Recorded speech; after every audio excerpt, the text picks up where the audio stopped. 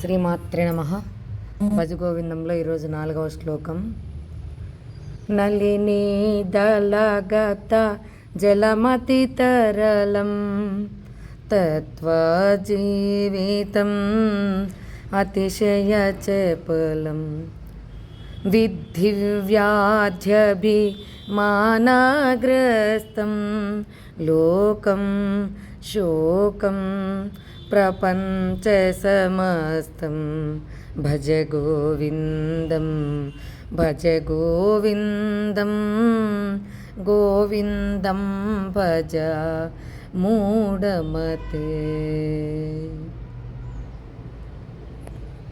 ఇక్కడ స్త్రీ పురుషుల శారీరక అందచందాల పట్ల వ్యామోహాన్ని విడిచిపెట్టమని తెలియజేస్తున్నాడు. మానవ జీవితమే చంచలం, అలా అన్నింటి వైపు పరిగెడుతూ ఉంటుంది. బుద్భుద ప్రాయం, అది కొంతకాలమే ఉంటుంది. దుఃఖ భూయిష్టమో అని తెలియజేస్తున్నాడనమాట. ఇక్కడ వేదాంత చర్చల్లో తామరాకు మీద నీటి బొట్టుల సహజీవనం గురించి చాలా రమ్యంగా చెప్తుంటారు కదా. అంటే ఆ తామరాకు నీటిలో పెరిగి నీటితోనే నిత్య సంపర్కం కలిగి నీటిలోనే ఉంది, కానీ ఏమని మాత్రం బురద అంటుకోలేదు. నీటిచే తడుపుబడక నిర్మలంగా ఉందన్నమాట తామరాకులాగా. సంసారిక జీవితంలో మనం మెలుగుతున్నా కూడా జ్ఞాని అయిన వాడు స్థితప్రజ్ఞునిగా, ఒక యోగిగా, ఒక గుణాతీతునిలా, ఉత్తమ భక్తునిలా అయినట్టయితే ఆ వ్యక్తికి ఆ విషయముల అనేటివి అంటవన్నమాట. అంతకు ఈ తామరాకు మీద నీటి బొట్టువు ఇంకొక సత్యాన్ని చూపిస్తూ ఉంది మనకి. అంటే ఆ తామరాకు మీద నీటి బిందువు నీరెక్కడి నుంచి వచ్చింది? జలాశయం నుంచి వచ్చింది. జలాశయం నుంచి వచ్చి ఆ తామరాకు మీద కొంతకాలం మాత్రమే ఉండి మళ్ళీ జలాశయంలోనే లీనమైపోతుంది. అదేవిధంగా మన జీవితం కూడా భగవంతు నుంచి వచ్చిన అంశాత్మలము. ఇక్కడ ఉన్నటువంటి ప్రాపంచికమైనటువంటి ప్రపంచంలో కొంతకాలం ఉండి మళ్ళీ భగవంతుని పరమాత్మలో సాయుధ్యము పొందుతుంది అన్నమాట ఈ ఆత్మ. ఇందులో ఆ తామరాకు మీద నీటి బొట్టులా మనం సంసార సాగరంలో ఉంటూ కానీ అంటనట్టు ఉండమని జీవించమంటున్నాడు. అంటే ఇక్కడ విపరీతమైన గాలి వచ్చిందంటే అది అంటిపెట్టుకొని ఉంటుందా తామరాకని? రాలిపోతుంది.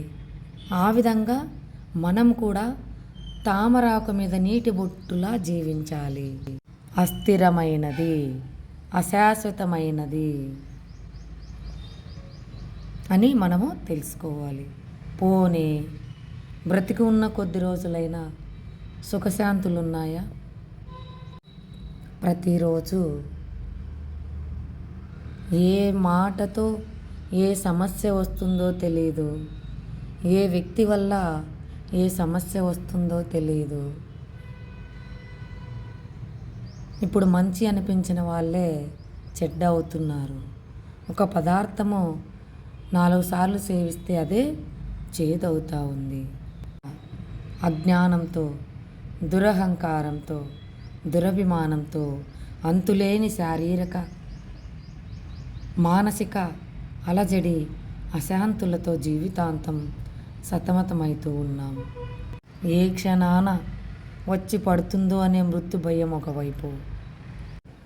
అందుచేతనే బుద్ధ భగవానుడి సంసారాన్ని సర్వం దుఃఖం దుఃఖమయం, సర్వం క్షణికం క్షణికమని వర్ణిస్తున్నాడు. కొంతకాలమే, భ్రమపడకు, శాశ్వతమని అని మనకు తెలియజేస్తున్నాడు అన్నమాట.